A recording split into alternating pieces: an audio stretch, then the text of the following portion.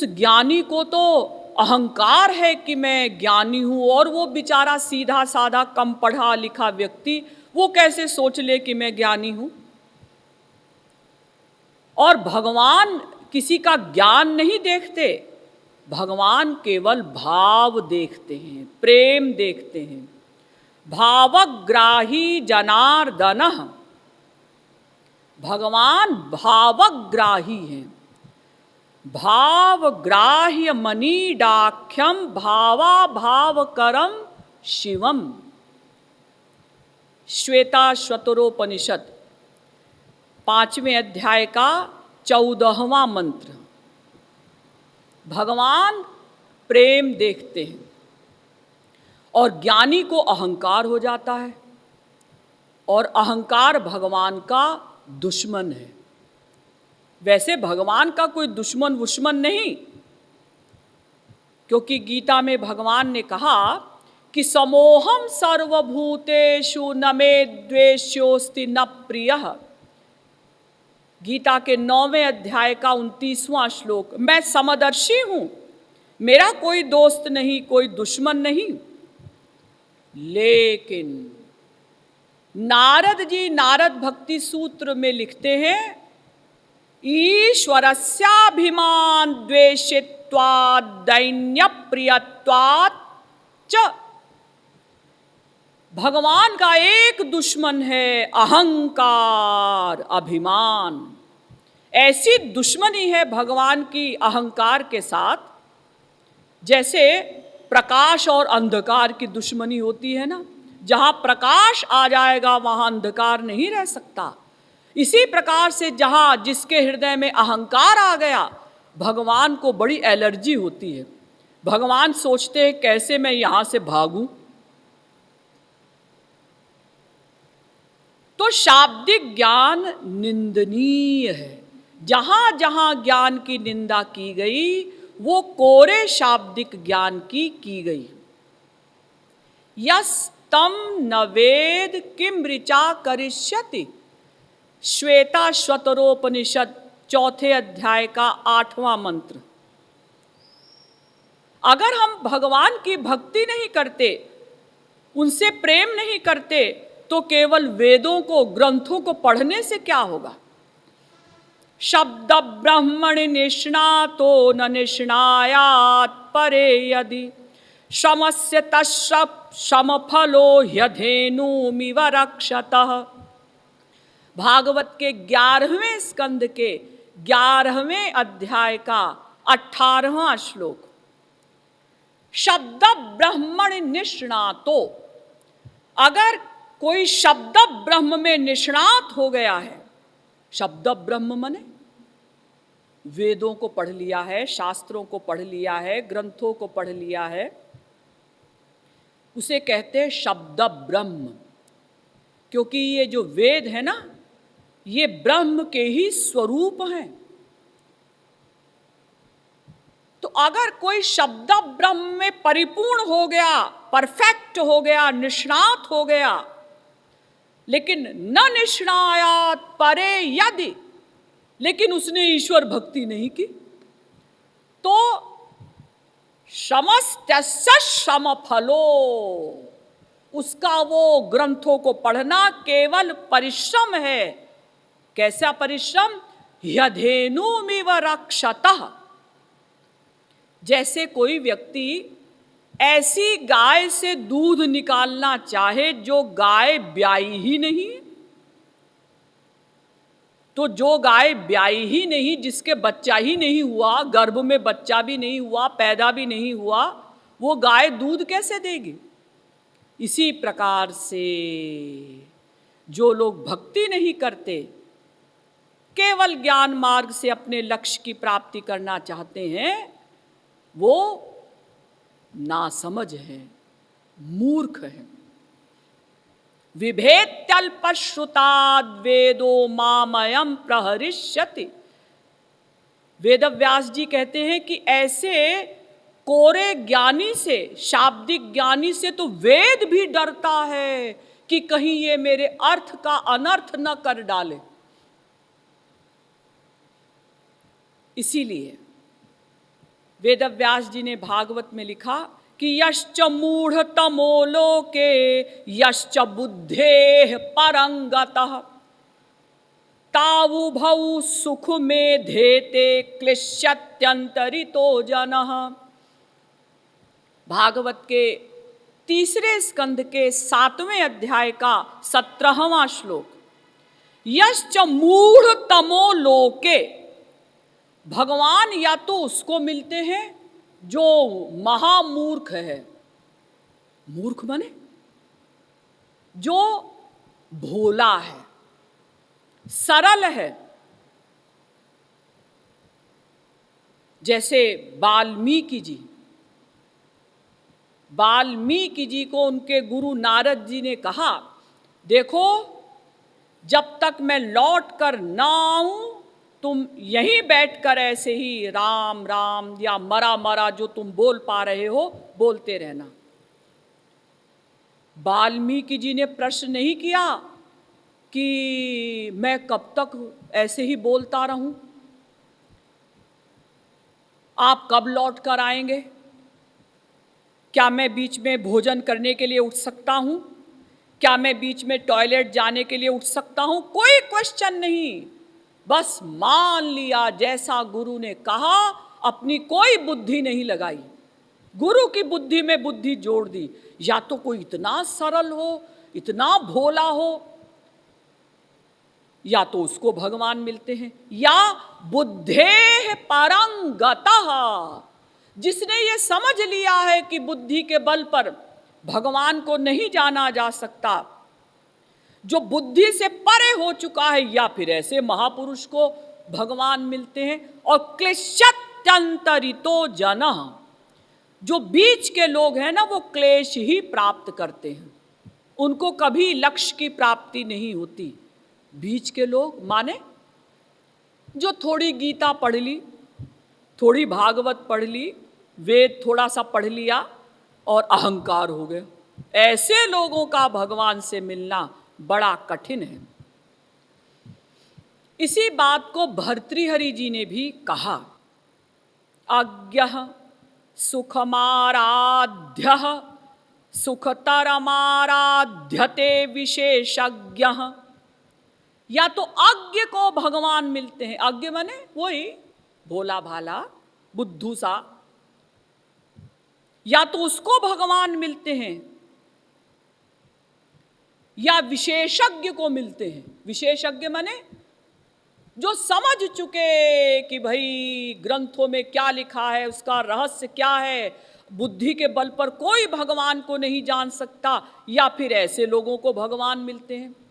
और जो बीच के हैं, बीच के माने शाब्दिक ज्ञानी, थोड़ा थोड़ा सब कुछ पढ़ लिया, ऐसे लोगों का भगवान से मिलना बड़ा कठिन है। क्यों? क्योंकि ऐसे लोगों को मिथ्याभिमान हो जाता है, अहंकार हो जाता है अपने शाब्दिक ज्ञान का।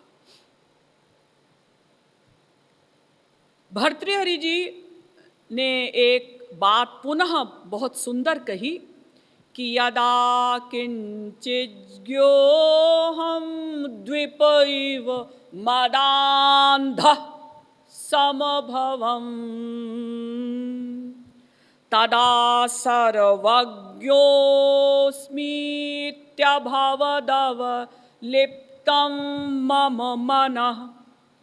यदा किंचित किंचित बुधजन सकाशादवगतं तदा मूर्खोऽस्मीत्यज्वर इव मदो मे व्यपगतः। यदा किंचिज्ञोऽहं द्विप इव मदान्धः समभवम्। जब तक मैं कुछ कुछ जानता था, क्या मतलब? मतलब थोड़ा वेदों शास्त्रों का ज्ञान प्राप्त कर लिया था, तब तक मैं मतवाले हाथी के समान मदमस्त होकर नशे में, अहंकार में घूमा करता था। द्विप इव मदान्धः समभवम्। और यदा किंचित किंचित बुध जन सकाशादवगतम्। और जब मैं संतों की कृपा से कुछ कुछ जानने लगा, क्या मतलब मैं समझ गया कि भाई मैं सर्वज्ञ नहीं हूं, सर्वज्ञ तो केवल भगवान है, मैं तो उनका दास हूं, मैं अल्पज्ञ हूं, भगवान ही हमारे सब कुछ है। जब ऐसा ज्ञान मैंने प्राप्त कर लिया तो वो जो मेरा अहंकार था ना, वो ज्वर के समान, फीवर के समान धीरे धीरे धीरे उतर गया। तो जहां जहां हमारे ग्रंथों में निंदा की गई वो शाब्दिक ज्ञान की गई। शाब्दिक ज्ञान की स्थिति क्या होती है, इसको एक कथानक भागवत में बताया गया है, उसके द्वारा समझिए। मिर्जापुर के पास एक जगह है चुनार, वहां एक राजा था पौंड्रक, उसे काशी नरेश भी कहा जाता था। तो उसके जो मंत्री थे उन्होंने उसको कहा कि आप ही तो स्वयं श्री कृष्ण भगवान हैं, ये जो द्वारिका में श्री कृष्ण है वो तो नकली श्री कृष्ण है, वो तो जबरदस्ती अपने को वासुदेव कहते हैं, असली वासुदेव तो आप ही हैं, आप ही भगवान हैं। अब द्वारिका के श्री कृष्ण की तो 4 हाथ थे और इसके तो 2 हाथ थे, तो फिर इसने क्या किया कि 2 नकली भुजाएं लगा ली और शंख चक्र गदा पद्म लेकर घूमने लगा और कहने लगा कि मैं ही वसुदेव पुत्र वासुदेव हूं। और एक दूत के द्वारा भगवान श्री कृष्ण के पास संदेश भेजा, वासुदेवोऽवतीर्णोऽह मेक एव न चापरः भूतानामनुकंपार्थं त्वं तु मिथ्याभिमान त्यज। ये सब भागवत की कथा है, भागवत में लिखा है। मैं ही वासुदेव हूं और जीवों का कल्याण करने के लिए, जीवों पर कृपा करने के लिए मैंने अवतार लिया है। तुम मिथ्या अहंकार करते हो कि तुम वासुदेव हो, इसलिए अपने को वासुदेव कहना छोड़ो, और अगर नहीं छोड़ोगे तो फिर आओ हमसे युद्ध करने के लिए अपनी सेना को लेकर। तो भगवान ने दूत के द्वारा जब वो मैसेज सुना तो भगवान मुस्कुराए और सेना को नहीं लाए, अकेले ही आए। इति क्षिप्त्वा शितैर्बाणैर् विरथीकृत्य पौंड्रिकम् शिरोवृश्चद्रथांगेण वज्रेणेन्द्रो यथा गिरेः। और भगवान ने एक ही बार में उसकी गर्दन को धड़ से अलग कर दिया। तो जहां जहां हमारे ग्रंथों में ज्ञान की निंदा की गई वो कोरे शाब्दिक ज्ञान की गई है। लेकिन देखिए ये शाब्दिक ज्ञान बहुत आवश्यक भी है। बहुत से लोग ऐसा समझते हैं कि शाब्दिक ज्ञान की कोई आवश्यकता नहीं, थियरी की नॉलेज की कोई आवश्यकता नहीं, हम तो सीधे जय राधे जय जगन्नाथ, जय राधे जय जगन्नाथ करेंगे। ऐसा नहीं, ये थियरी की नॉलेज की बहुत आवश्यकता है। इसको आप ऐसे ही मत समझिए कि इसकी कोई वैल्यू नहीं है, क्योंकि हमारे जो अनंत जन्मों के संस्कार हैं उनके कारण जो हमारे हृदय में, मस्तिष्क में कभी कभी डाउट्स पैदा हो जाते हैं, उन शंकाओं को निकालने के लिए ये शाब्दिक ज्ञान आवश्यक है। और प्रैक्टिकल साधना करते समय जो प्रैक्टिकल डिफिकल्टीज आती हैं उनका समाधान करने के लिए भी शाब्दिक ज्ञान आवश्यक है। हाँ, जब हम शाब्दिक ज्ञान के आधार पर चलकर साधना करके अनुभवात्मक ज्ञान प्राप्त कर लें, अज्ञान को समाप्त कर दें, तब हम अज्ञान और शाब्दिक ज्ञान दोनों को फेंक सकते हैं, उसके पहले नहीं। जैसे किसी के पैर में कांटा चुभ जाए तो उसे समस्त कांटों की बुराई नहीं करनी चाहिए। पहले बड़ा दूसरा कांटा लो और चुभे हुए कांटे को निकालो, अब आप दोनों कांटों को फेंक सकते हैं। इसी प्रकार से पहले शब्दों के द्वारा, शाब्दिक ज्ञान के द्वारा ईश्वरीय पथ पर चलकर हम वो परमात्मक ज्ञान प्राप्त कर लें, अनुभवात्मक ज्ञान प्राप्त कर लें, तब हम शाब्दिक ज्ञान का अपमान कर सकते हैं, पहले नहीं। ना वेद विन्मनुते तम बृहंतम, वेद में कहा गया शाठ्यायनी उपनिषद में कि जो वेद नहीं जानता वो भगवान को नहीं जान सकता, यानी शाब्दिक ज्ञान परमावश्यक है। देखिए, शाब्दिक ज्ञान की इतनी आवश्यकता है कि भक्ति रसामृत सिंधु में रूप गोस्वामी जी ने 3 प्रकार के भक्त बताए। उत्तम कोटि का भक्त, मध्यम कोटि का भक्त और कनिष्ठ कोटि का यानी निम्न कोटि का भक्त। तो उत्तम कोटि का भक्त कौन सा होता है?